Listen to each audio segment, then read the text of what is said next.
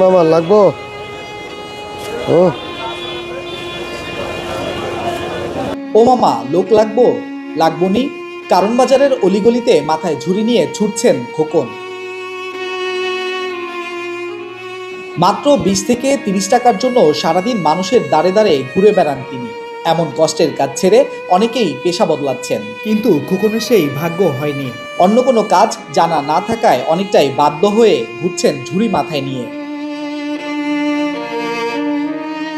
রাজধানীর কারণ বাজারে কেউ বাজার করতে এলেই তার কাছে গিয়ে দাঁড়ান খোকন, জিজ্ঞেস করেন, মামা লোক লাগবে?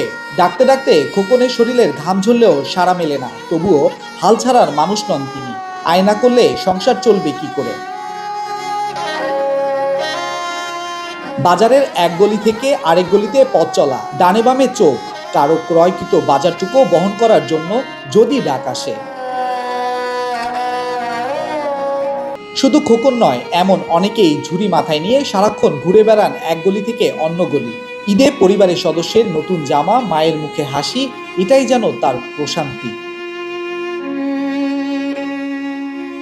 আমরাও ছুটছি তার পিছু, 1.5 ঘন্টা ধরে অনুসরণ করছি খোকনের ডাকে, তখনও কেউ সাড়া দেয়নি। হঠাৎ একজন রাজি হলো, তাও মাত্র 20 টাকায়। কিন্তু শেষমেশ সেটাও জুটল না।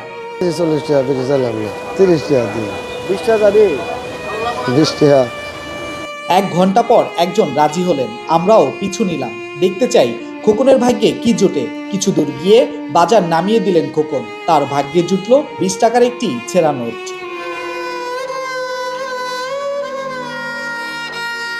তাও মুখে হাসি নিয়ে এগিয়ে চললেন আবারও মামার খোঁজে।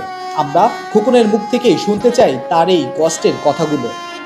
3 দিন না খাইও আসছিলাম, খালি একটা শুধু ডিম খাইয়া। টাকা পয়সা নেই, কি করবো? না খাইও আসছিলাম। 3 দিনে কালানে ভাত খাইছি। 6টা তো শুরু করে সারাদিনই ভরা কাজ করি। কত সময় আইতে দিনেও করি, এখন আইতে দিনে করি না, কাজ নাই।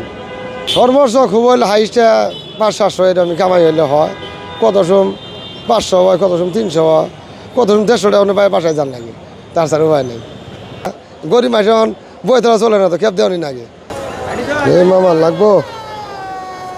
ও তার জীবনযুদ্ধের গল্প শুনে আমরা তার সন্তানের জন্য ঈদের জামা উপহার দিতে চাই, তবে সেটা অবশ্যই তার কাজের ক্ষতি করে নয়। তাই দূরের বড় কোনো বিপণী বিতানে না গিয়ে কাছের একটি দোকান থেকে খোকনের ইচ্ছেতেই সন্তানের জন্য জামা কেনা।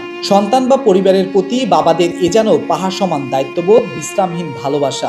একটা বাচ্চা নাকি শার্টটা নিলাম, অন পছন্দ করে অন বাচ্চা আরে দিমু, অন বাচ্চাটা পছন্দ করলে আমার খুশি হব।